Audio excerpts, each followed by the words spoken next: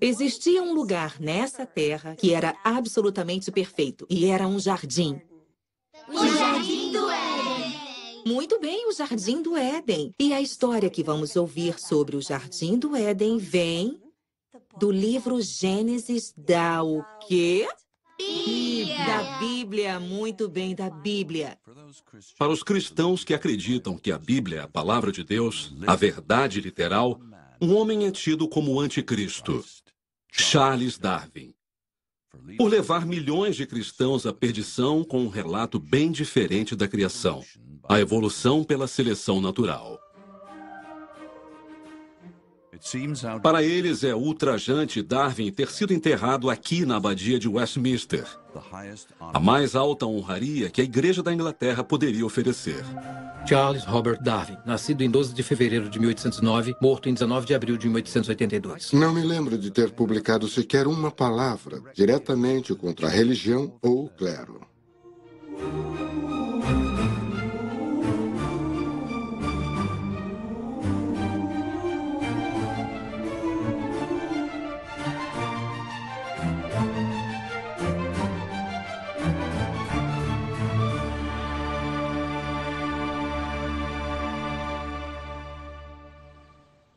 Acreditamos na criação graças à nossa fé no Senhor Jesus Cristo e na Palavra de Deus, a Bíblia Sagrada.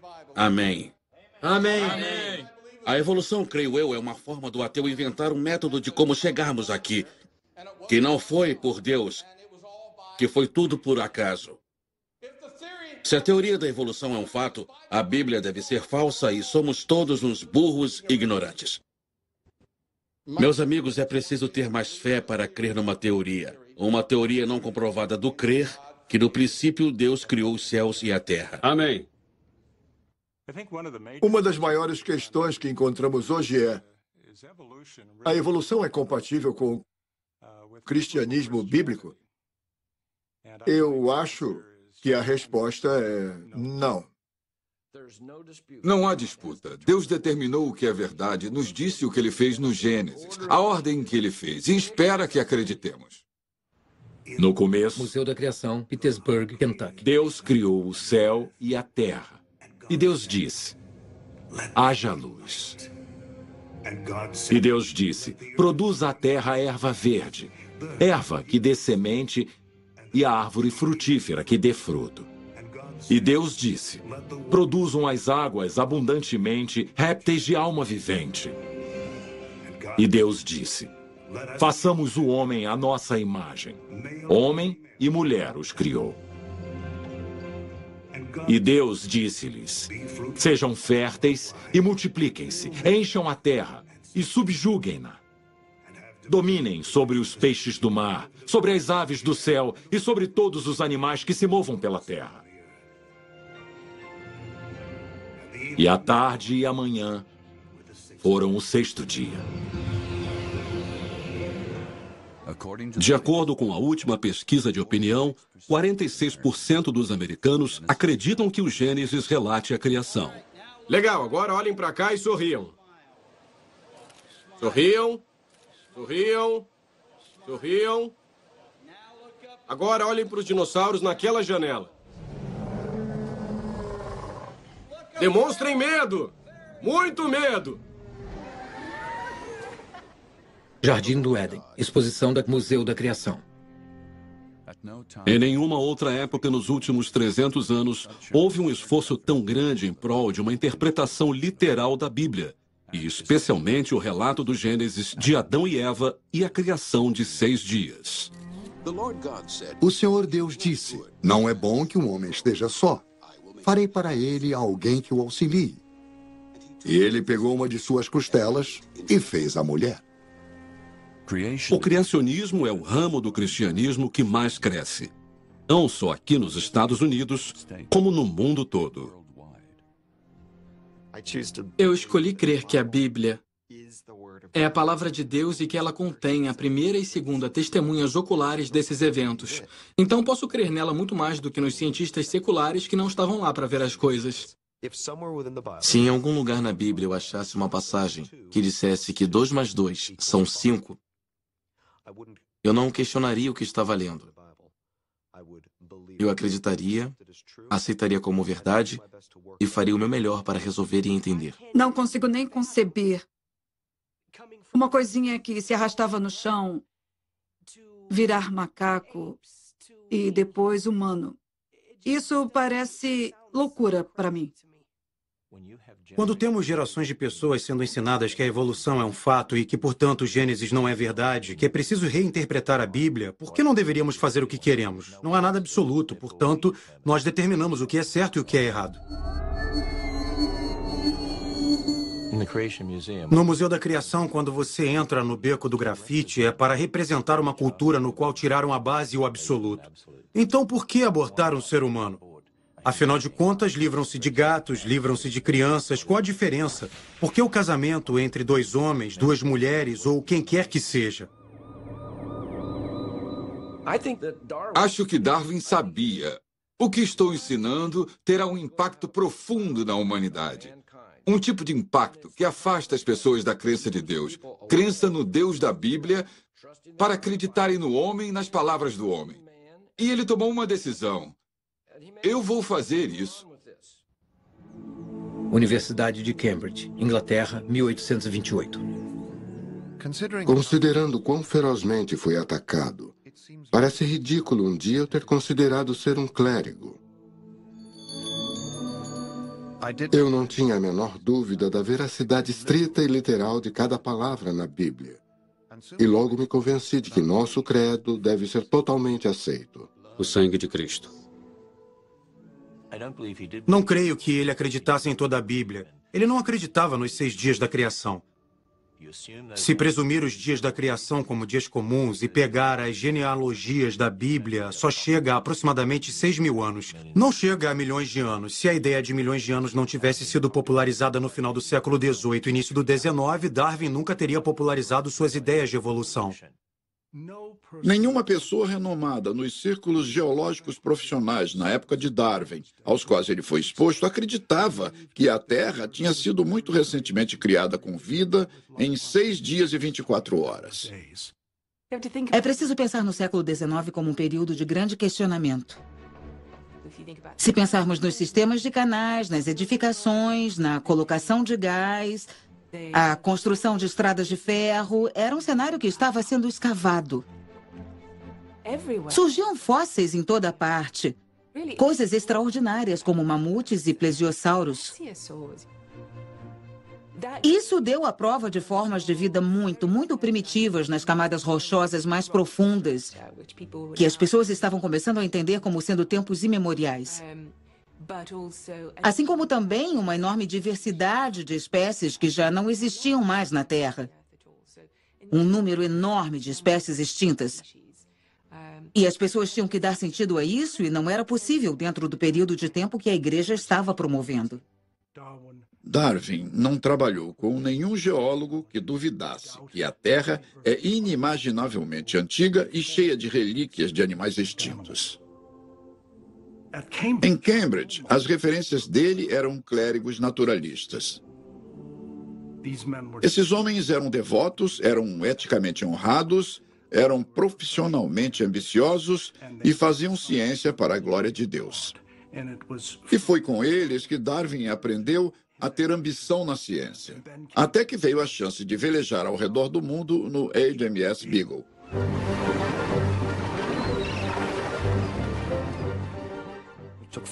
Levou 5 anos. Começou apenas 3 meses após ele ter se formado em Cambridge, quando estava de braços cruzados indagando o que faria da vida.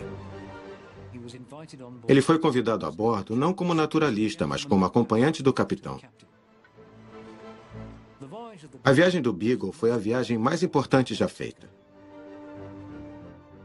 O que eu vejo lendo os relatos de Darwin é sua empolgação, seu encantamento, seu amor pelo mundo natural. Ele estava num tipo de paraíso.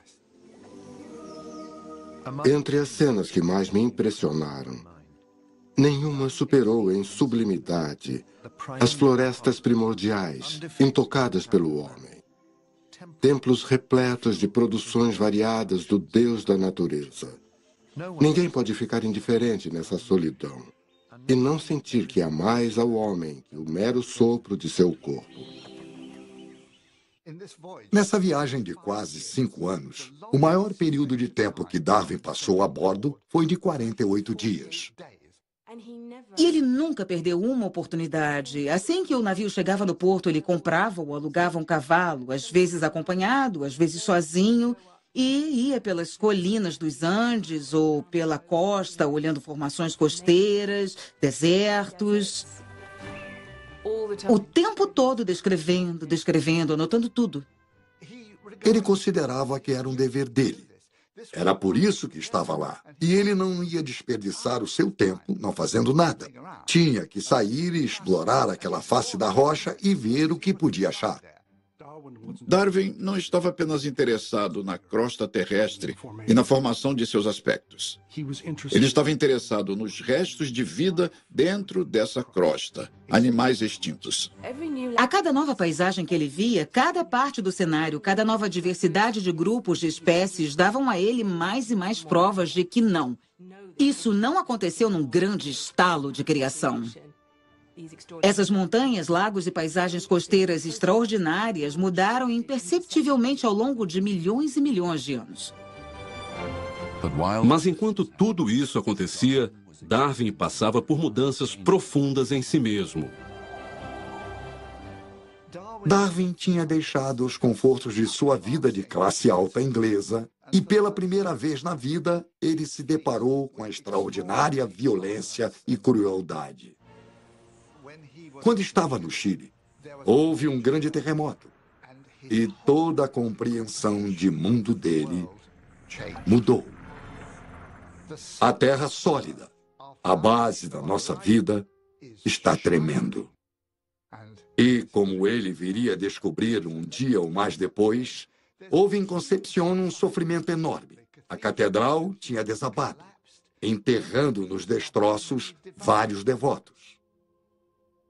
Ele deve ter começado a pensar: tem alguma coisa errada aqui. Esse não é um Deus de amor.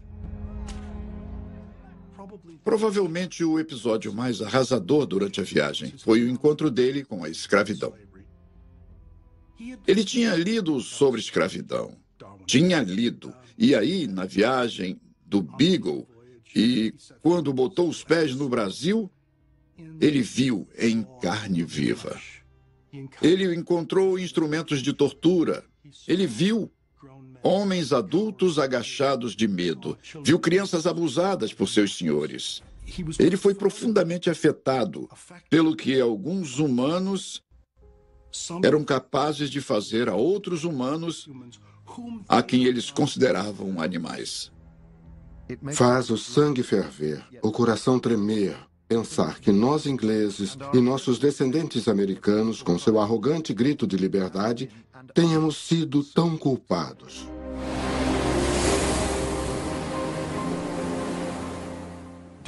Darwin tinha empatia por todas as criaturas que sofrem. Não consigo ver tão claramente como os outros e como eu deveria desejar ver prova de desígnio e beneficência em todos os nossos lados. Parece-me haver muito sofrimento no mundo. Não consigo me convencer de que um Deus beneficente e onipotente tenha criado as Ichneumonidae com a intenção proposital de se alimentarem dentro dos corpos vivos de lagartas. Ou que um gato deva brincar com um rato.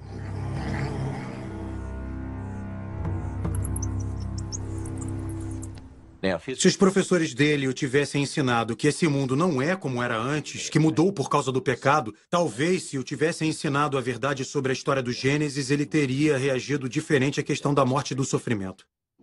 Nós estamos sofrendo o impacto do pecado de Adão e isso é bem difícil. E o Senhor diz para amarmos uns aos outros e suportarmos nossos fardos, e é o que tentamos fazer aqui no Refúgio de Repouso. Deus se preocupa conosco. Deixe Deus cuidar dessas preocupações. Jesus disse: eu sou a ressurreição e a vida. Aquele que crê em mim, ainda que morra, viverá. Vocês creem nisso? Ele irá salvá-los. Mais ou menos umas 170 pessoas vêm aqui jantar. Boa parte delas pede abrigo também. Esses realmente são desabrigados. Muitos deles sofreram abuso sexual, negligência, caíram no álcool e nas drogas, e sabe-se lá por qual razão. Alguns até compartilham de que é esse o seu último recurso. Muita gente pergunta como um Deus de amor pode permitir que tanta maldade e tanto sofrimento aconteçam. Eu não creio que haja uma resposta clara, porque não entendemos a mente de Deus, por exemplo. No entanto, o Senhor não faz nada sem propósito. Algumas das provações pelas quais passamos vão nos fortalecer e nos dar sabedoria. Não costumamos aprender a ter força, sabedoria e fé de forma fácil. Aprendemos com as provações. Além disso, vivemos em um mundo caído. No Gênesis, diz que não começou assim, mas graças a uma decisão tomada pelo homem. Graças ao anjo da luz, Lúcifer, estar lá e tentá-lo. Agora vivemos em um mundo caído e essas coisas horríveis acontecem. Caverna dos Pesares, Museu da Criação.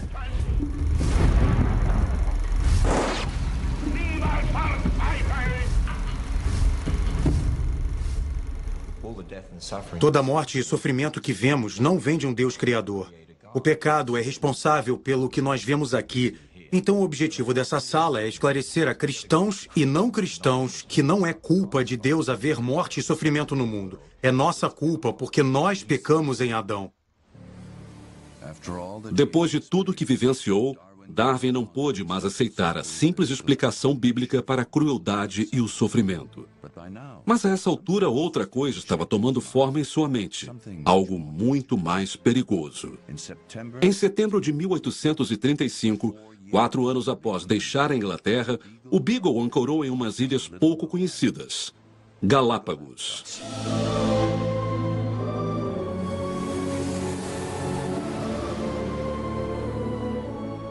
Parece termos sido trazidos a algum lugar próximo ao grande fato, o mistério dos mistérios, o primeiro surgimento de novos seres nesta terra.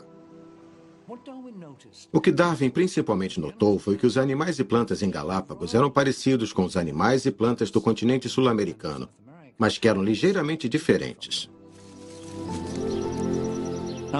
Mas se o fato de estarem em ilhas os tornou diferentes, em Cabo Verde e Galápagos, eles deveriam ser iguais, mas não eram. Eles pareciam mais com seus vizinhos. E por quê?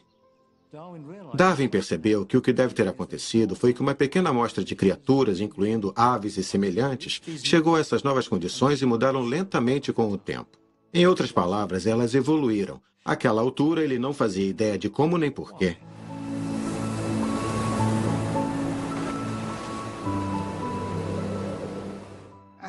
Enquanto catalogava espécies na viagem de volta, ele rabiscou as primeiras notas preliminares sobre a possibilidade da evolução. Se há o menor fundamento para estas observações, valeria a pena examinar melhor a zoologia dos arquipélagos, pois tais fatos minariam a estabilidade da espécie. A evolução era uma ideia perigosa. E só pessoas ruins, como franceses ateus, materialistas, livres pensadores, ousariam especular que as espécies tinham surgido naturalmente no curso do tempo. Ele sabia que tinha que limitar seus pensamentos a livros de nota privados. E levaria 7 anos de pesquisa intensiva antes que ele se sentisse pronto para escrever a um amigo de confiança. Finalmente me veio à luz, e estou quase convencido, bem ao contrário da opinião com a qual comecei, de que as espécies não são imutáveis. É como confessar um assassinato. O que ele fez foi pior que assassinato. Estou triste por Darwin ter se desviado da verdade e levar tantos outros a se perderem com suas filosofias, doutrinas e teologia. Acho que um dos mais tristes subprodutos da teoria da evolução foi ter reduzido nosso status de seres humanos ao de um animal. Nós não evoluímos de uma coisa menos importante. Deus criou o homem no 6º dia. Nos criou separadamente. Nos criou distintamente. Igreja Evangélica Livre Irmandade da Graça, Florence, Kentucky.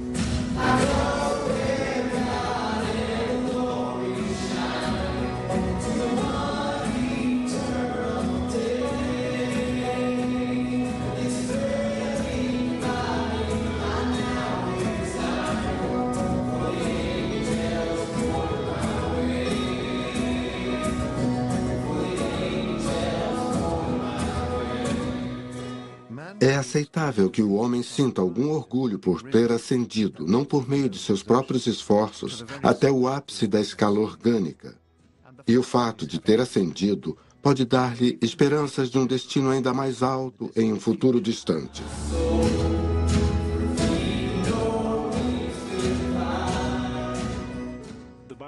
A Bíblia diz que fomos criados poucos abaixo dos anjos, que é uma explicação bem mais nobre e majestosa do que a explicação dada pela evolução de quem e do que nós somos.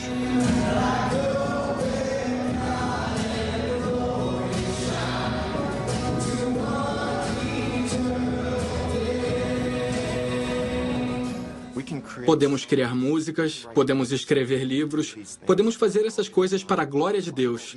A Bíblia até diz que os anjos não podem ter o mesmo tipo de relação com Deus que nós temos.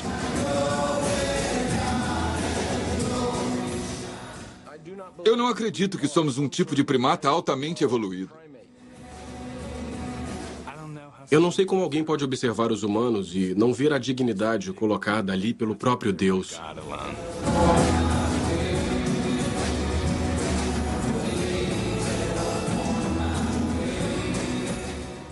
O homem, em sua arrogância, pensa a si mesmo como uma grande obra, digna da interposição de uma divindade. Mais humilde, e creio mais verdadeiro, considerá-lo criado a partir dos animais.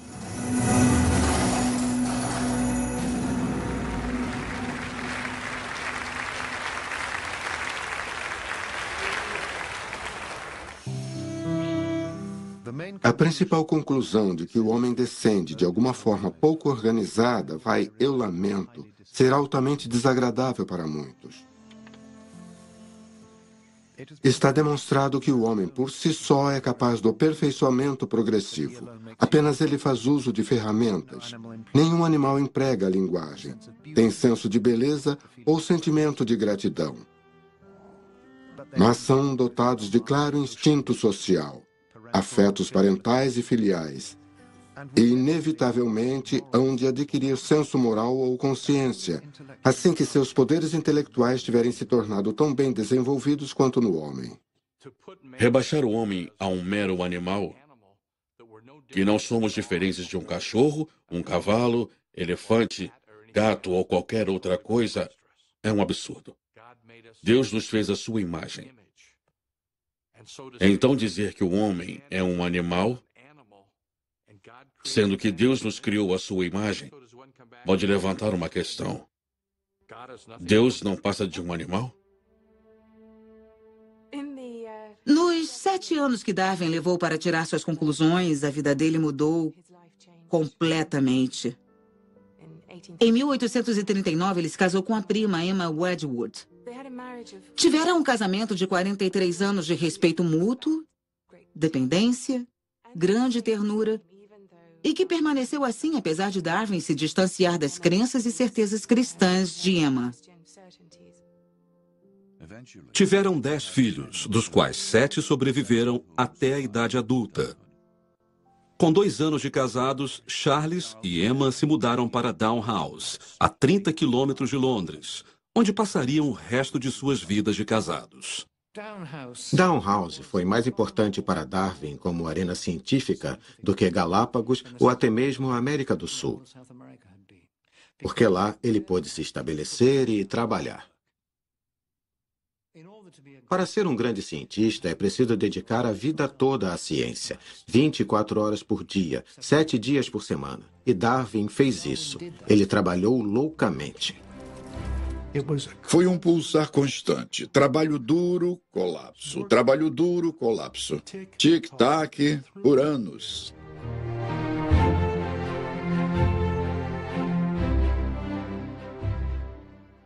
A casa dele virou um zoológico, cheia de não só da algazarra das crianças, mas de plantas se desenvolvendo para todo lado e animais barulhentos, vivos e mortos.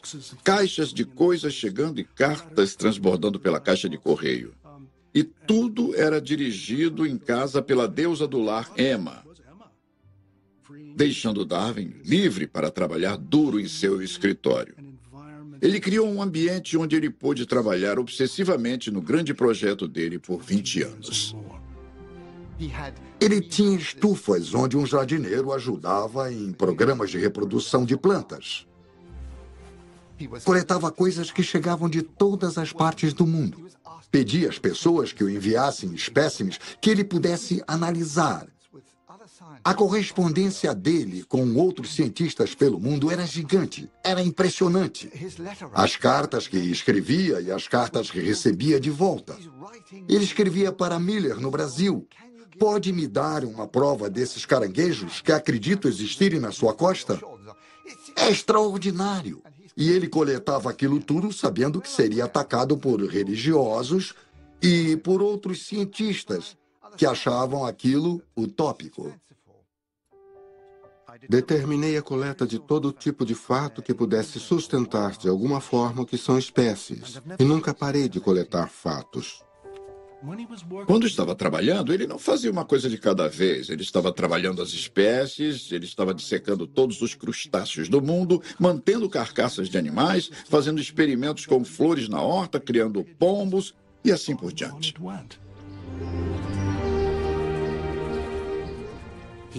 Ele decidiu fazer uma coleção de pombos, porque eles apresentavam a mais extraordinária variedade criada em poucas gerações.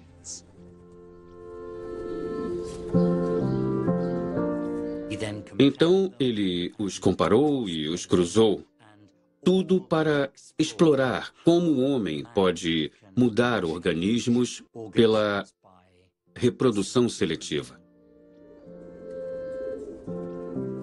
Se o homem fraco pode conseguir todas essas variações em tão curto espaço de tempo por seleção artificial, não vejo qualquer limite para a quantidade de mudança na beleza e na infinita complexidade que pode ser alcançada no longo curso do tempo pelo poder da seleção da natureza.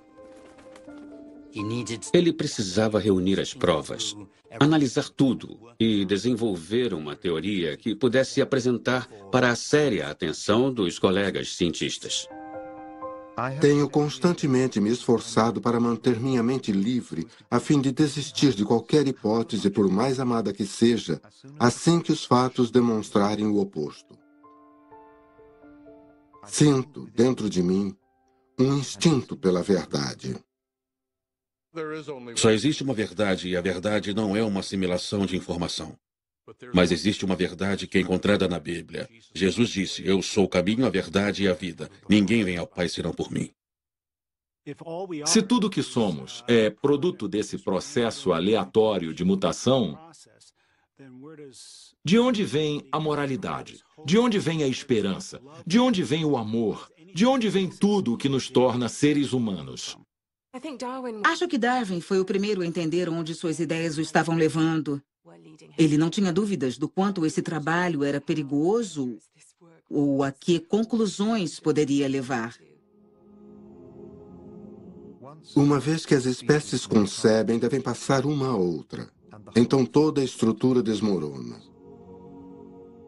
Nós concebemos que plantas, sóis, sistemas de todo o universo sejam regidos por leis, mas queremos que o menor inseto seja criado de uma só vez por um ato especial guiado por seus instintos. Darwin diz não.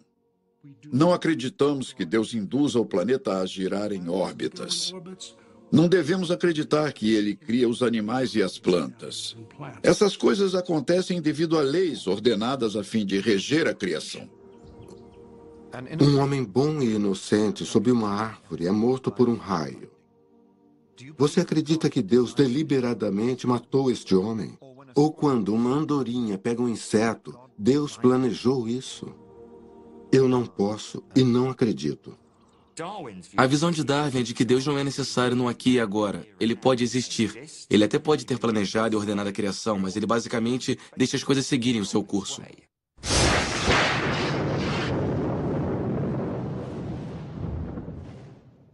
O que isso faz? Coloca Deus tão distante que podemos seguramente ignorá-lo. Ele criou o Big Bang e não fez muita coisa desde então. E essa é outra questão que precisamos pensar. O que é mais básico ao cristianismo do que a oração? Na oração, nós temos uma oportunidade e somos convidados a orar por nosso Pai para falarmos com Deus. Por que nos incomodarmos buscando um relacionamento com Deus se Ele nos fechou a porta e não se importa mais conosco? Pensar que não existe comunicação com Deus seria tão devastador que não consigo nem me imaginar adotando essa visão só para fazer as pazes com Darwin. Se é assim que o mundo funciona, se ele só é essa coisa mecânica que Deus botou girando no espaço, se você acredita num Deus que não intervém na natureza, isso exclui qualquer possibilidade de milagre, de orações atendidas, qualquer possibilidade de ressurreição. Na realidade, você exclui a possibilidade de o cristianismo ser verdade.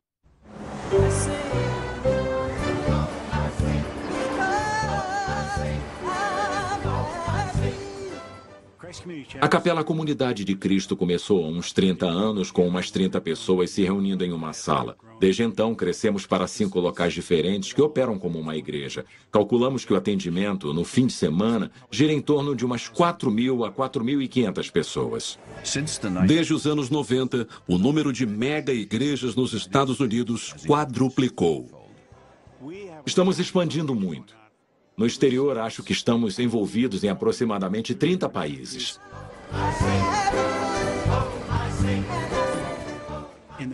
No Oriente Médio, no Extremo Oriente, do outro lado do mundo, na América do Sul, na África, aqui nos Estados Unidos, acho que o único ramo em crescimento do cristianismo é o cristianismo bíblico evangélico, fiel às Escrituras.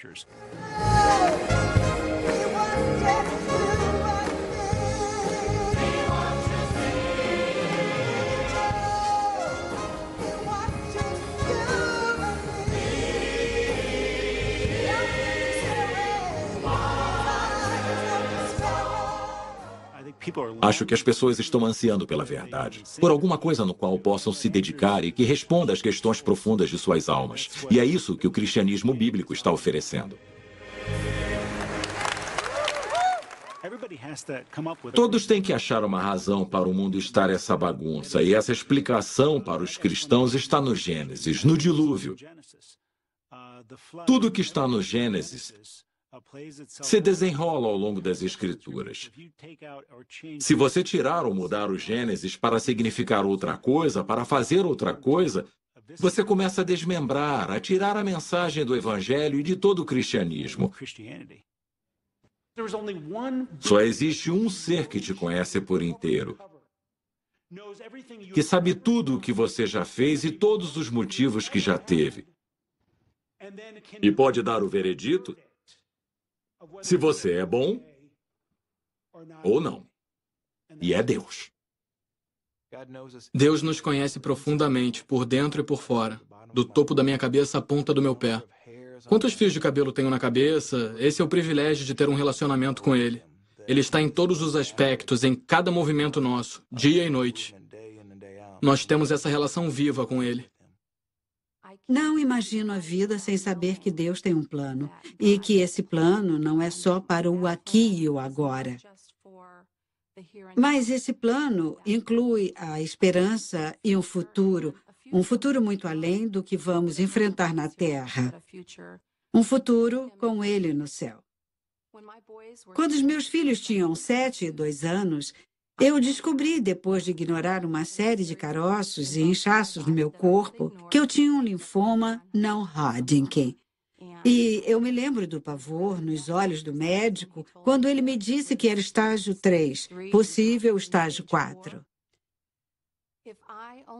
Se eu só tivesse poucos dias de vida, seria difícil, bem difícil. Eu iria às lágrimas, mas saberia, sem sombra de dúvida, que eu tenho um Deus fiel, que me ama e que tinha um plano para mim. Nós até contamos para os meninos que a mamãe poderia ficar mais doente e tentamos fazê-los saber que se eu morresse, que Deus ainda seria o mesmo e que ainda seria fiel. Foi difícil, mas conseguimos na força de Deus. Eu estava me prostituindo em todas as esquinas aqui em Akron. Becos, casas abandonadas, entrando e saindo de carros com estranhos, fazendo atos sexuais impensáveis por dinheiro, para que eu pudesse comprar crack. Eu fumei cada sonho e esperança até o ponto de achar que eu não valia nada. Eu comecei a usar maconha. Comecei no Vietnã e comecei a usar opiáceos quando voltei para casa. Era morfina e depois heroína. Logo eu me vi com esse vício. E esse vício se tornou o senhor da minha vida. E eu me lembro de uma noite estar na rua gritando para que Deus me matasse ou me salvasse, mas que não me deixasse mais viver assim. Era horrível. Então, uma noite eu disse, Deus, tem que ter algo na vida além disso, e se você é real, se tornará real para mim? Ele tirou meu vício na hora. Ele me curou. Foi exatamente isso que começou a me tirar das trevas. O amor que ele tem por mim. É incrível e eu me senti uma nova criatura. Eu sei que ele é real. Sei que ele mora em mim e sei que é a melhor coisa que já me aconteceu. Que já aconteceu a esse mundo. Agora é meu privilégio compartilhar, proclamar a cada homem, mulher, menino e menina a boas novas e esperança. Eu adoraria encorajar o Sr. Darwin e outros que pensam como ele a experimentar Deus e verem a transformação por si mesmos. Se me perguntassem a principal razão de eu acreditar que a evolução é incompatível com o cristianismo bíblico, eu poderia resumir em uma única palavra: morte. Se quiser somar dor, sofrimento e morte.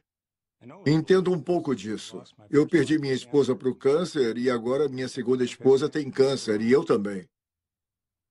Sejamos jovens ou velhos, a morte é inevitável. E como lidamos com a morte? Como a evolução lida com a morte?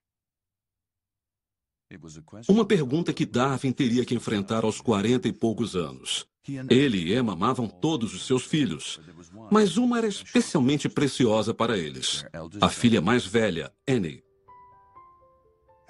Annie era uma criança encantadora, flexível, calma, amorosa. Ela adorava tocar nos pais, ser acariciada, segurada, trançar os cabelos e tocar nos braços deles. Era sensível aos sentimentos deles. Pouco antes do 10º aniversário, Annie ficou muito doente. Darwin a levou ao balneário de Malvern e ao médico em que ele acreditava ter salvado sua própria vida quando esteve em estado crítico, 2 anos antes.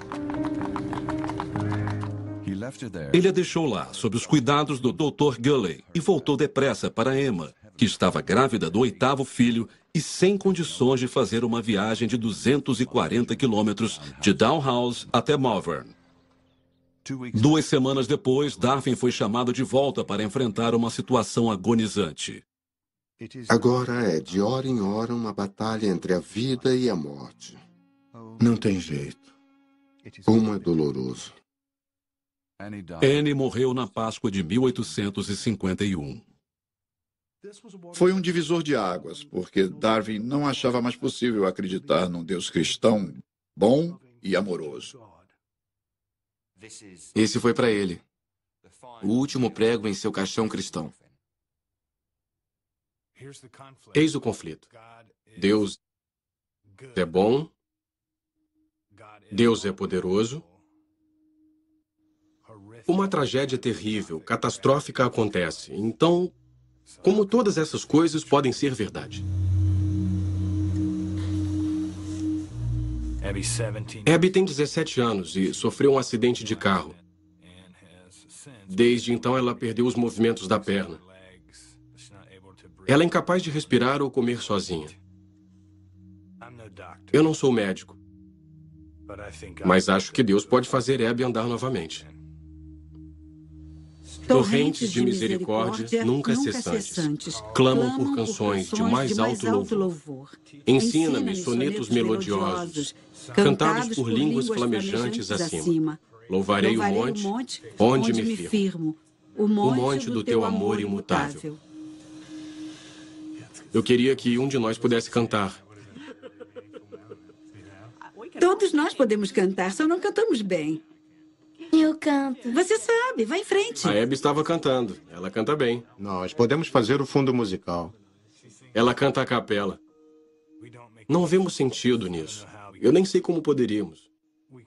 Não concordamos que ela tenha feito alguma coisa para merecer isso. É uma coisa horrível isso que estamos passando. Mas não conseguiríamos suportar sem a presença de Deus. Não tem como. Nós somos tão fracos. Mas Ele é forte e está nos mantendo de pé todo dia. Nós não entendemos o tempo, mas entendemos a presença dele. Sabemos que todas as coisas vêm para o bem. Só não sabemos como. Eu não entendo como isso pode ser para o bem da Abby. Eu confio que, de alguma forma, é. Não temos dúvida de que Deus é bom, que é um Deus amoroso. Ele nunca vai nos abandonar e Ele tem um plano para ela. E creio piamente que Ele vai usar a vida dela como testemunho. E já houve muita gente tocada por ela. A minha esposa Heather disse: estou orando e orando pela Abby. E nada está acontecendo. Nada está mudando. Por que eu vou orar para Deus? Confie no Senhor com todo o seu coração. Não tema, apenas creia e ela será curada. Quem sabe? Deus pode escolher ser misericordioso. Talvez Ele ouça o nosso apelo e determinação. Mas se não ouvir, não importa o que aconteça, ainda creio que Deus quer o melhor para o seu povo.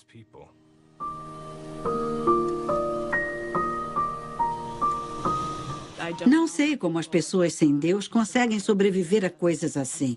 Não sei como conseguiria. Eu não conseguiria. Para Darwin não existia consolo. Não havia nenhum conforto a se ter num Deus que o levaria à sua filha em outra vida, ou na noção de que havia um propósito para a morte dela. Ele estava inconsolável. Ele tentou evitar a dor da morte de Anne se concentrando na teoria das espécies, mas uma escuridão começou a permear os escritos dele. Darwin era um homem inquieto, desde que começou a trabalhar na evolução. Porque ele sabia como o que ele estava fazendo era desacreditado. E ele não queria ser desacreditado, ele tinha medo de ser mal entendido. Isso o arrasava.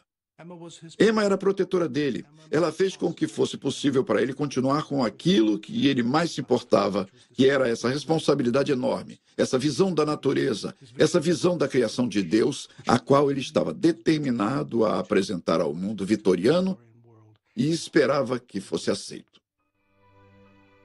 Sobre a origem das espécies foi publicado em 24 de novembro de 1859. Desde então, nunca deixou de ser publicado. As pessoas perceberam, quando saiu o livro em 1859, que aquilo era sério, substancial e algo a ser considerado, e o livro esgotou rapidamente. Acho que o mais impressionante sobre o livro, na verdade, é que a reação foi muito mais silenciosa e apreciativa do que uma lenda teria causado. Não era uma ideia que podiam ignorar, porque Darwin a havia apresentado tão bem e com tantas provas que ela exigiu uma resposta. E dentro de 5 a 10 anos, a maioria das pessoas educadas no Reino Unido, incluindo aquelas de orientação religiosa, muitas vezes com orientação religiosa ortodoxa, estavam convencidas de que as espécies evoluíram. Nos Estados Unidos, o livro foi publicado na véspera da Grande Guerra Civil. Na virada do século XX, a evolução e seus especialistas estavam bem estabelecidos na educação superior americana. Era uma coisa quando os cientistas apenas debatiam aquilo sozinhos. Os cientistas estão sempre teorizando sobre as coisas, mas quando foi imposto, quando foi ensinado às crianças na escola como uma inovação da ciência, aquilo realmente causou um furor público. A evolução foi atacada por um político americano chamado William Jennings Bryan. Ele acreditava que a evolução era anti-americana, imoral, deturpada e que não deveria ser ensinada aos alunos das escolas americanas. E a cruzada de Bryan, como foi chamada, atingiu o ápice no verão de 1925 em uma pequena cidade de Dayton, no Tennessee, onde um professor local foi obrigado a admitir que tinha ensinado a evolução, violando um estatuto do Estado. E então aconteceu. William Jennings Bryan processou John Thomas Scopes por ensinar a evolução. Clarence Darrow, o grande advogado de defesa da União Americana pelas Liberdades Civis, defendeu Scopes do fundamentalismo. Então, de repente, teve um embate entre esses dois oradores brilhantes e famosos, Darrow e Bryan, e foi quando explodiu o sensacionalismo na mídia. Bem-vindo a Dayton, dia do julgamento de Scopes. O julgamento de Scopes foi um circo. Os artistas de circo vieram trazendo seus chimpanzés. Equipes de filmagem apareceram. Um rádio fez transmissão ao vivo do lado de fora do tribunal. E a questão era se Bryan e seu eleitorado popular teriam jurisdição sobre cientistas profissionais. O júri era, na maioria, de homens analfabetos locais. Não podem me fazer parecer com um macaco. O resultado do julgamento de Scopes foi a condenação em multa de $100. Mas o efeito do julgamento de Scopes foi simplesmente a evolução desaparecer das aulas de ciências das escolas públicas. E por isso o próprio sentimento anti-evolução foi morrendo ao longo das décadas seguintes. Se teve um evento que botou a teoria de Darwin de novo em evidência, foi o lançamento do Sputnik, em 4 de outubro de 1957.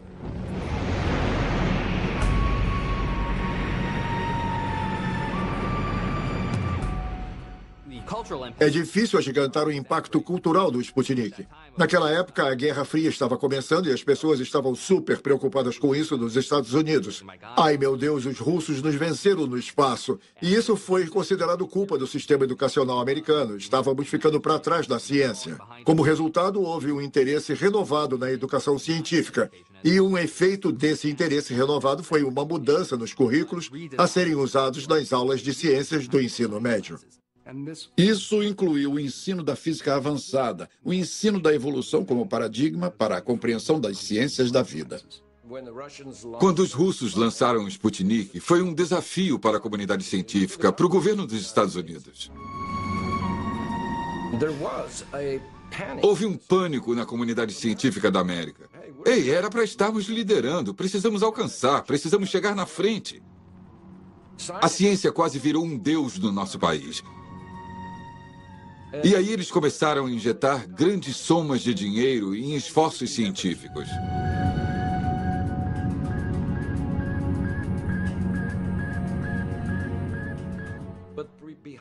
Mas por trás disso tudo estava a ideia de que o darwinismo era correto.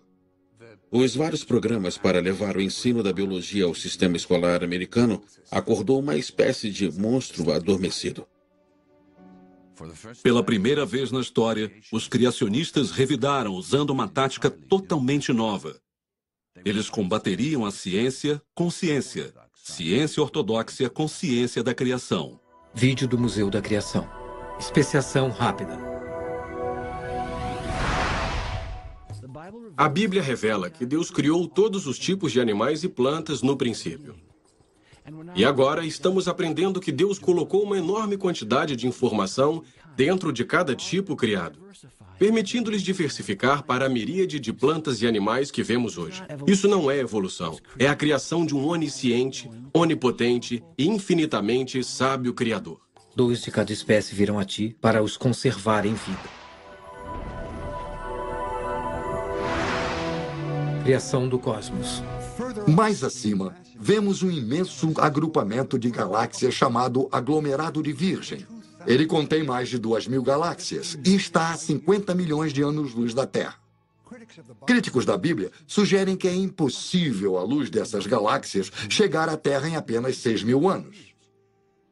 Mas, na verdade, há várias maneiras diferentes de fazer a luz viajar essas distâncias em um curto período de tempo. Entre elas, a dilatação do tempo gravitacional, convenções de sincronia alternadas e outras. Lendas de dinossauros e dragões.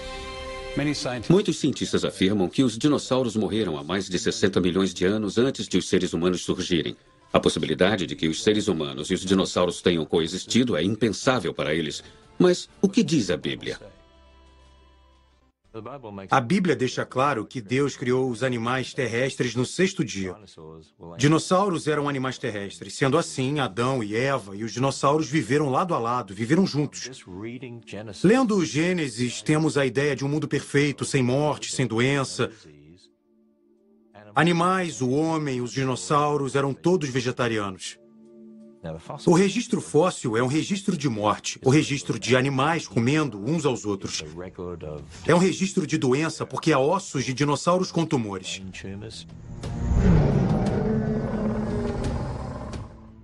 Mas não podia haver dinossauros com tumores cerebrais e dinossauros comendo uns aos outros até depois do pecado.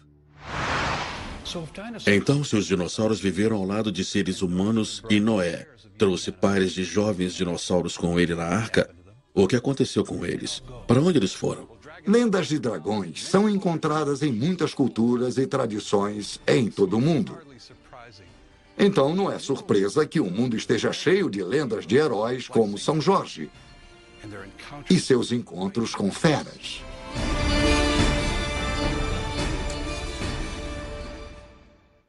Se a única maneira de fazer sua crença persistir é mentindo para crianças, que é o que os criacionistas fazem sobre a idade da Terra e coisas dessa natureza, se é a única maneira disso persistir, não vale a pena, deve desaparecer. Há tanta prova para mostrar que o que Darwin viu no estudo era verdade, infinitamente verdadeiro em todos os níveis. É milagroso que esse homem, no meio do século XIX, tenha sido capaz de ver, em linhas gerais, o que agora podemos ver em infinita complexidade. Houve tantos avanços na ciência, nossa compreensão do DNA, o genoma, nosso parentesco com animais. Se for descartar a evolução, vai ter que descartar tudo isso. Nós temos olhos, temos orelhas, nos foram dados por Deus?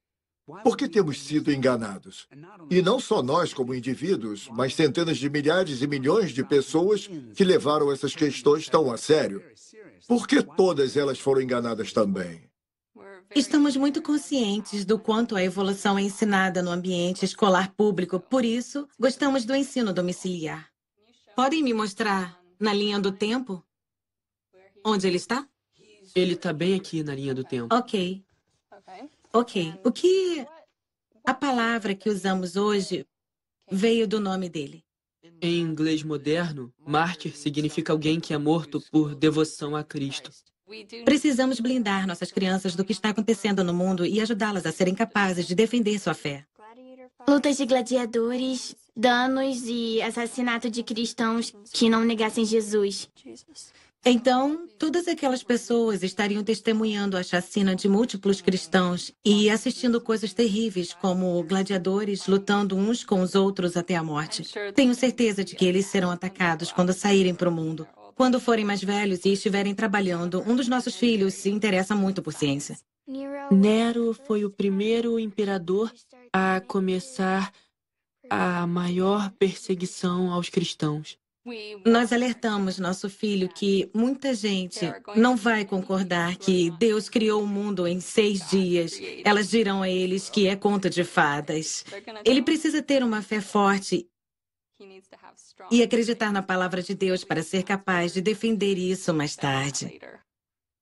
Costumávamos ter uma árvore com 3 galhos. A família ensinava o que a escola ensinava e o que a igreja ensinava. Agora temos na nossa igreja, famílias e igreja ensinando uma coisa e as escolas ensinando outra.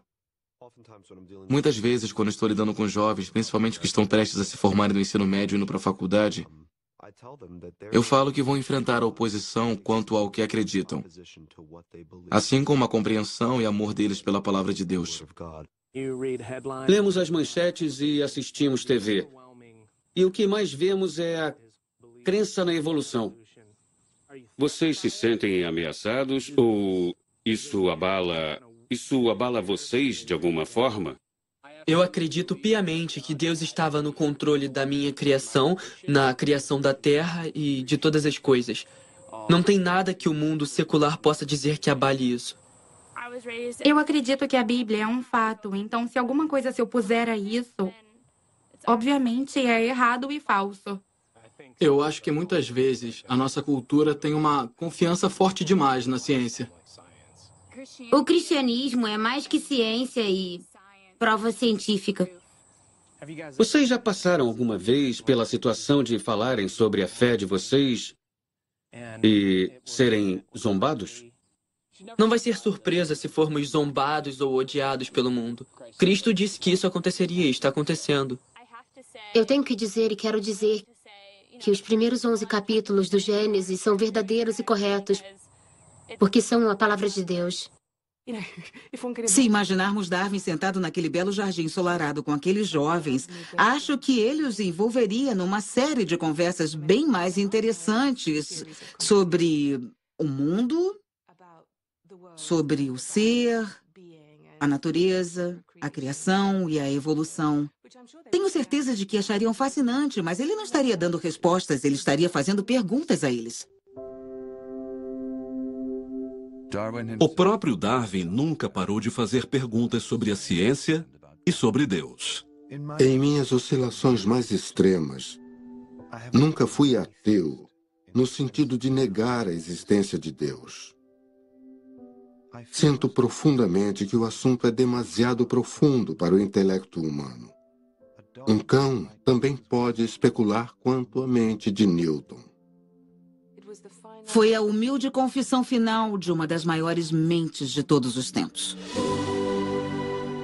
Em 26 de abril de 1882, milhares se reuniam aqui na abadia de Westminster para o funeral de Charles Darwin. O embaixador americano Russell Lowell foi um dos que carregaram o caixão.